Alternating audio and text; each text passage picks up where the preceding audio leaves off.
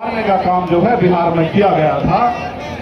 जब राय कपूरी ठाकुर, मान्यवर काशीराम साहब, मान्यवर दीनदयाल वाल्मीकि साहब को नमन करता हूँ। और सम्मानित साथियों, मुझे संदेश के तौर पर आपको ये कहना है, मैं आपसे पहले पूछना चाहता हूँ, क्या मैं कोई गलत लड़ाई लड़ रहा हूँ? नहीं, दोनों हाथ उठा के बताओ। एक चीज और बता दो पहले ही, बात पक्की करके चलेंगे। आज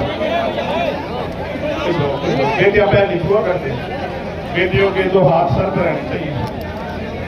क्या अगर मैं लड़ाई गलत लड़ रहा हूं और ये लड़ाई मुझे नहीं लड़नी चाहिए, तो आप आज इशारा कर दो। मैं ईमानदार से कह रहा हूं, मैं राष्ट्रपति जी को लिख के दे दूंगा कि अभी इसका कथन बंद करके कोई खेती किसानी का काम कर लेंगे।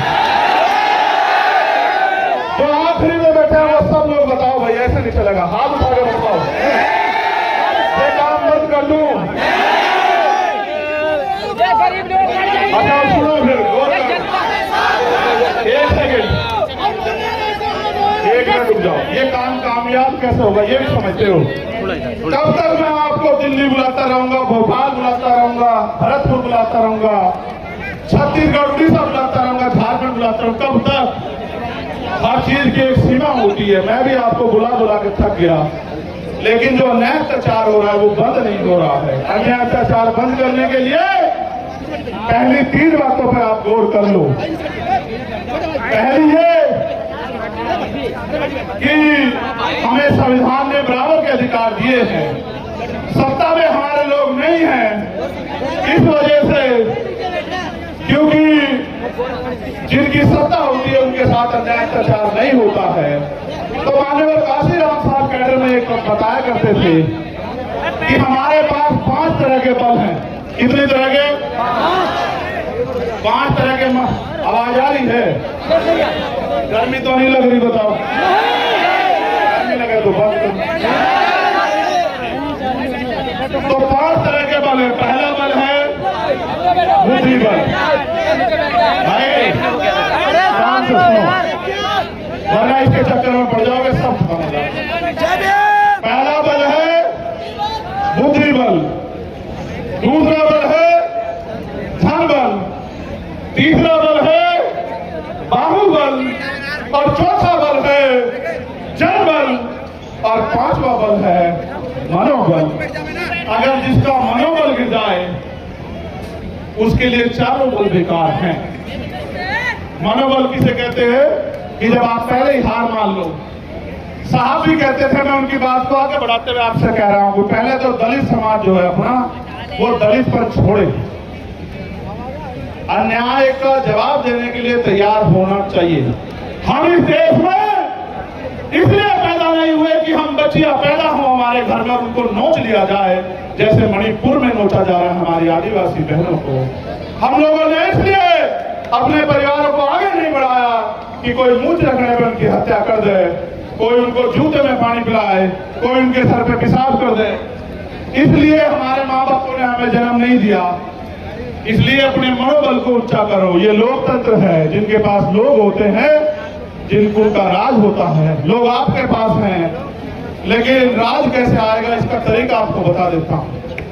राज ऐसे आएगा, जिन्होंने पहले काम किया हमारे लोगों को, मैं सुनता हूं कहते पिछड़े वर्ग के जो लोग हैं वो तैयार नहीं है बहुजन भाईचारे के लिए।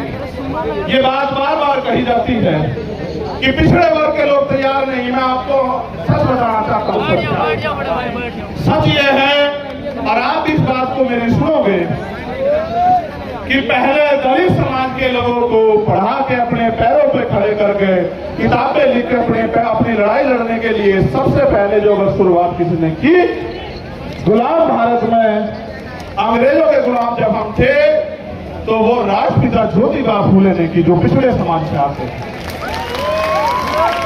उन्हीं को बाबा साहब अम्बेडकर ने अपना गुरु माना। बाबा साहब 91 में पैदा हुए और ज्योतिबा फूले 1890 में चले गए। उन्होंने अपना सारा जीवन इस समाज को पैरों में खड़ा होने के लिए दिल लगाया, क्योंकit बाबा साहब ने भी अपने नारे में कहा, शिक्षित हो। भाई चारों लोग डिस्टर्ब कर रहे हो, मुंशी भर कर बिठा लो। फिर छत्रपति साहू जी महाराज को याद करो।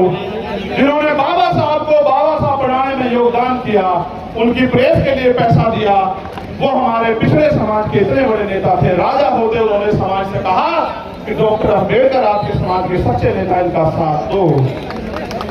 आप ये बताओ, वो भी पिछड़े समाज के थे। पेरियारी रामास्वामी नायकर, वो भी पिछड़े समाज के थे। नारायण गुरु, वो भी पिछड़े समाज के थे।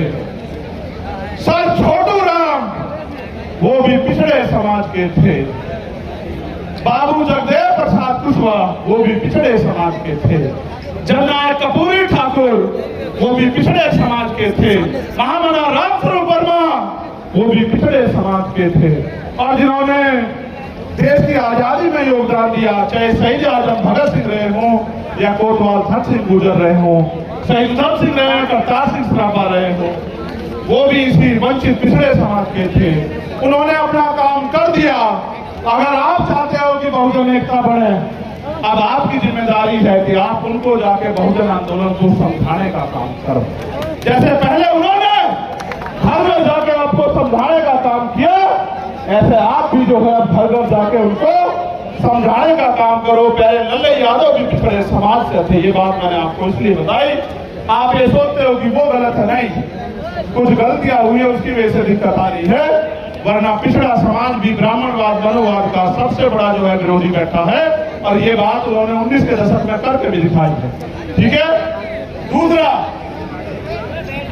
अगर आपको और आगे बात को बढ़ाना तो अपने पराये में फर्क समझना पड़ेगा।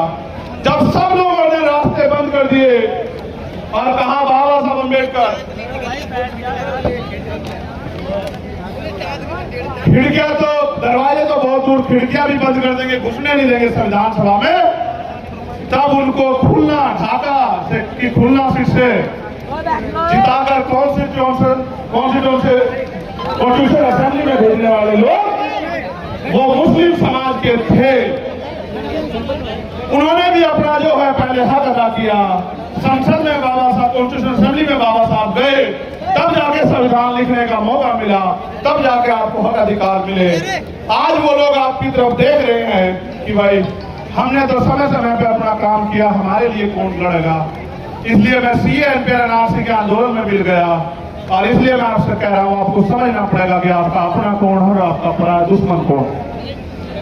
अभी मंच पे तमाम पार्टियों के नेता बैठे थे, उनको पार्लियामेंट जाना था।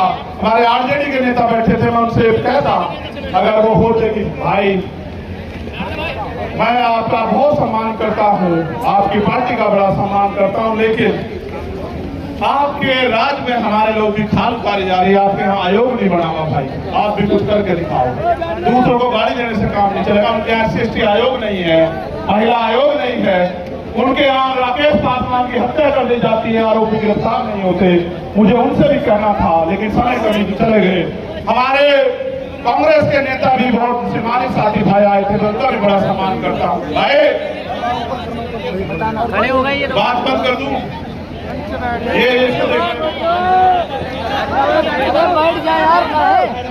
मैं उनसे भी पूछता कि भाई मैं आपके सीनियर नेताओं का भी लड़ रहे हैं, सम्मान करता हूं, लेकिन जब आपके यहाँ इंदर मेघवाल, जितेंद्र मेघवाल, जब आपके यहाँ ओम प्रकाश रायगर, जोधपुर की बिटिया, JNU के स्कूल की बच्ची, जब उनके साथ अन्याय होता है तो भाई आप भी कुछ करके दिखाओ। सिर्फ गाली देने से काम नहीं चलने का, क्योंकि दूसरी सरकार खराब है, आपके राज में भी बहुत कुछ भला नहीं हो रहा है। इसलिए मेरा स्पष्ट संदेश है कि जब तक आपकी अपनी ताकत नहीं बढ़ेगी, आपको कोई पूछने वाला नहीं है। मेरी बात को याद रखना, किसी के पीछे खड़े होने के लिए नहीं कह रहा हूं आपको, मैं आपको पूछ बनाने के लिए नहीं कह रहा हूं, मैं आपको मूछ की लड़ाई लड़ने के लिए कह रहा हूं कि अपना होका अपना मरोड़, और मन आया तो पिया नहीं दिया वोट। ठीक है, अपनी ताकत बढ़ाओ। जब आपका विधायक जीतेगा, जब आपका MP जीतेगा, आपका व्यक्ति सदन में होगा, फिर अगर अन्याय अत्याचार होगा तो फिर हम हिसाब करेंगे। हमारा एक अम्बेडकरवादी सदन को चलने नहीं देगा, चाहे सदन ये वाला हो या विधानसभाओं के सदन है। तो सारी बात मैंने आपको बता दी। मैंने आपको इसलिए बुलाया कि मेरा जो गिरता हौसला है, जो गिर नहीं सकता, आप जानते हो, लेकिन मैं आपसे पूछ लूं, क्योंकि कहते हैं पुनर्जन्म होता है, मैं तो मानता नहीं, लेकिन सच ये है कि जब वो गोली चली थी, मैं ईमानदारी से कह रहा हूं, मैंने अधिकारी को फोन करके कहा कि गोली तो लगी है, लेकिन लगी कहां ये पता नहीं भाई। और पिछला जन्म भी जीवन भी आपके लिए था एक खतरा, और ये जीवन भी आपके लिए, ये ऐलान करने के लिए आपको। दूसरा, सीबीआई जांच क्यों जरूरी है ये भी सुन लो। जो लोग ये कह रहे थे सुरक्षा के लिए गोली चलवाई या तमाशा बना रहे थे, उनको आदत है मुझे नीचा दिखाने की, आदत है उनको, क्योंकि उनपे ये गरीब का बेटा पच नहीं रहा भाई, ये कमेरी माँ का बेटा पच नहीं रहा उन पे। तो मैं भी उनको बता देना चाहता हूं कि हो सकता है आपके मालिकों के हाथ इसमें शामिल ना हो, इसलिए मैं इसकी सीबीआई जांच चाहता हूं कि मेरी जान से मेरे लोगों से ज्यादा दूसरों को प्यार हो गया है, वो क्यों मेरी जान लेना चाहते हो। तो प्रकृति के आशीर्वाद से, आप भाइयों के सहयोग से, प्रार्थना दुआओं से मैं आपके बीच में, वरना ऐसा भी हो सकता है कि आज यहाँ पे इकट्ठा तो होते, मेरी तस्वीर लगी होती और आप रो रहे होते कि भाई हमारा भाई चला गया।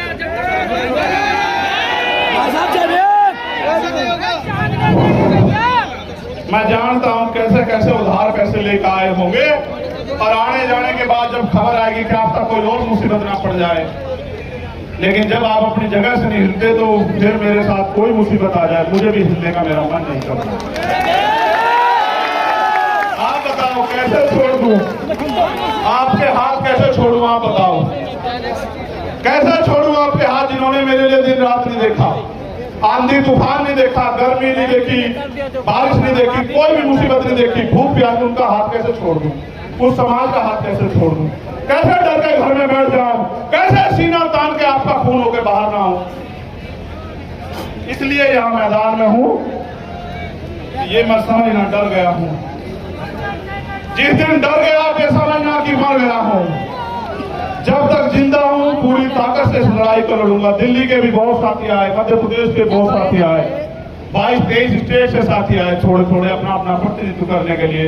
2-2 हजार किलोमीटर से लोग आए, उड़ीसा से आए, झारखंड से आए, तेलंगाना से आए, कर्नाटक से आए, त्रिपुरा से आए, असम से आए, बंगाल से आए, बिहार से आए, राजस्थान से आए, कश्मीर से आए, पंजाब से आए, हरियाणा से आए, यूपी से आए। यूपी वालों का तो खून भाई, खून तो सभी का हो, वो ज्यादा मेहनत कर रहे हैं आजकल। तो मैं आपके आगे ज्ञापन पढ़ता हूं, आप ज्ञापन को गौर से पढ़ ले, सुन लेना एक बार। बहुत महत्वपूर्ण है ये ज्ञापन।